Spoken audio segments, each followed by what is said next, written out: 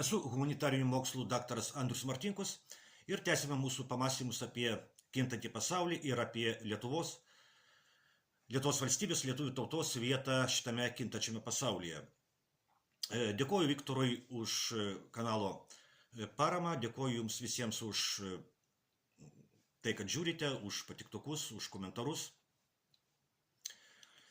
Sakoma, kad protingas mokosi iš svetimų klaidų, o kvailys iš savo. Kodėl Lietuva nesimoko iš Ukrainos klaidų? Ir ne tik, kad nesimoko, bet dar ir atkakliai demonstruoja, kad palaiko Ukrainą jos klaidose. O Ukrainos vėliavos kabinimas šalia Lietuvos vėliavos liudija, kad Lietuvos valdžia žavisi Ukrainos valdžios klaida ir yra pasiryžusi kartoti tą klaidą. Kodėl taip yra? Kodėl Lietuvos režimas nesimoko iš svetimų klaidų? Ukrainos tragedija, Ukrainoje vykstantis karas yra vienas geriausių pasaulyje pavyzdžių, prie ko gali atvesti nepagarba savo įstatymams, savo istorijai, savo nacionaliniams interesams. Jeigu Ukrainoje būtų gerbiamas įstatymas, būtų gerbiama konstitucija, Ukrainoje nebūtų įvykęs valstybės perversmas 2014 m. vasario mėnesį ir Ukraina nebūtų praradusi Krymo, o Ukrainos rytuose, Donbase, nebūtų prasidėjęs pilietinis karas. Jeigu Ukrainoje būtų gerbiama jos istorija, Ukrainos režimas po Maidano perversmo nebūtų vykdęs prievartos politikos prieš tą Ukrainos visuomenės dalį, kuri buvo už gerų santykių su Rusija palaikymą. Nes istoriškai taip susiklostė, kad Ukrainos visuomenė buvo pasidalinusi į dvi maždaug lygias dalis, į tuos, kurie buvo už santykių su vakarais plėtojimą ir tuos, kurie buvo už glaudesnį bendradarbiavimą su Rusija. Taip susiklosti istoriškai, Ukrainos režimas negerbė Ukrainos istorijos, sugriovė šitą istorinę pusiausvyrą ir gavosi tai, kas yra dabar. Jeigu Ukrainos režimas vadovautųsi Ukrainos nacionaliniais interesais, jis nebūtų sutikęs padaryti iš Ukrainos vakarų globalistų karo su Rusija įrankį.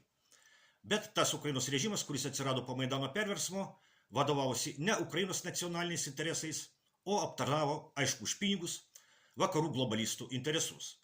Ukrainos režimas sutiko paversti Ukrainą vakarų globalistų karo su Rusija lauku, kuriame vakarų globalistai savo pinigais ir ginklais, bet ukrainiečių karių rankomis ir krauju kariautų su Rusija. Todėl 2022 m. vasario 24 d. Rusija pradėjo aktyvius karo veiksmus Ukrainoje, vis dar tikėdamasi, kad Zelenskio režimas išsaugojo bent dalelę jautrumo Ukrainos nacionaliniams interesams. Ir iš tikrųjų, jeigu Zelenskio režimas nors truputį būtų jautrus Ukrainos nacionaliniams interesams, karą Ukrainoje būtų galima baigti jau 2022 metais, balandžio arba gegužės mėnesį. Stambule vyko derybos tarp Rusijos ir Ukrainos, jau buvo sutarta dėl karo veiksmų nutraukimo, bet pareikalaus vakarų globalistams, Zelenskio režimas atsisakė taikos ir nusprendė tęsti karą. Rezultatus mes matome šiandien.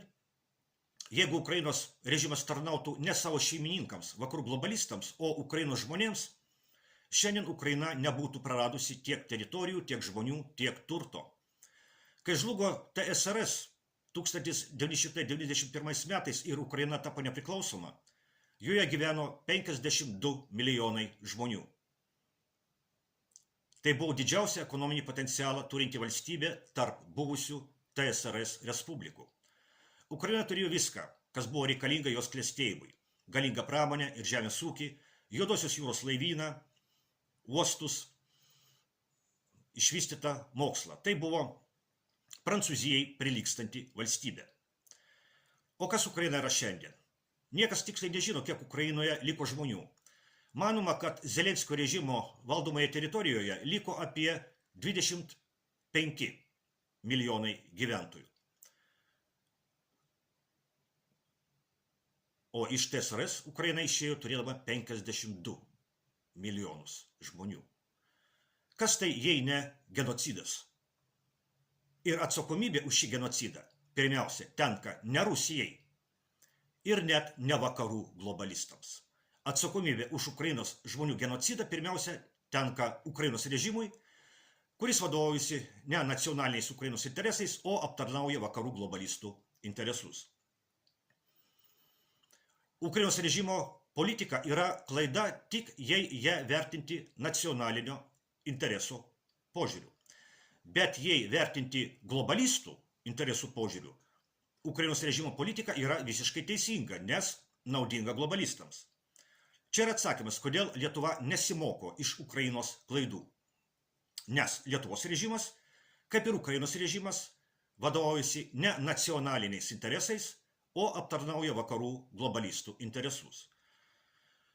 Lietuvos ir Ukrainos režimai yra broliai, todėl šalia Lietuvos valstybinės vėliavos Lietuvos globalistų režimas kabina Ukrainos vėliavą. Lietuvos režimas daro tą patį, ką daro Ukrainos režimas. Tiesa, kol kas dar žmonės Lietuvoje negaudomi gatvėse, kaip tai yra Ukrainoje. Žodžio laisvės Lietuvoje kol kas dar yra daugiau.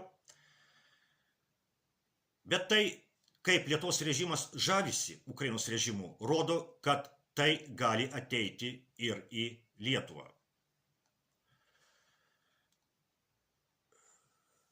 Lietuvos režimas negerbė Lietuvos konstitucijos ir Lietuvos įstatymų, nuolat laikyti svetimos valstybės vėliavą iškabintą šalia Lietuvos vėliavos draudžia Lietuvos įstatymai. Bet vietoje to, kad nukabinti Ukrainos vėliavą, kaip reikalauja įstatymas, Lietuvos Seime kalbama apie tai, kad reikia pakeisti įstatymą taip, kad jis leistų kabinti Ukrainos vėliavą šalia Lietuvos vėliavos. Įsivaizduojate, ką daro šitie jogdariai ar nusikaltėliai, nežinau kaip jūs pavadinti.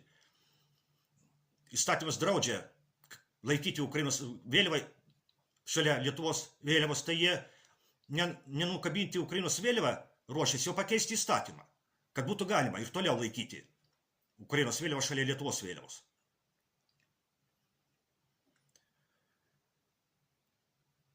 Lietuvos režimas negerbė Lietuvos istorijos, demonizuojamas tarybinis Lietuvos istorijos laikotarpis, griaunami paminklai kovoje su nacizmu kritusiems kariams, kovojama su rašytojų ir poetų atminimo įamžinimu.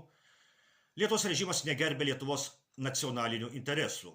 Lietuvos globalistų režimas pirmenybę teikia ne lietuvių tautos gerovės kūrimui, o kovai su valstybėmis, kurias globalistai laiko neteisingomis, su Rusija, Baltarusija, Kinija ir kitomis neteisingomis anot globalistų valstybėmis.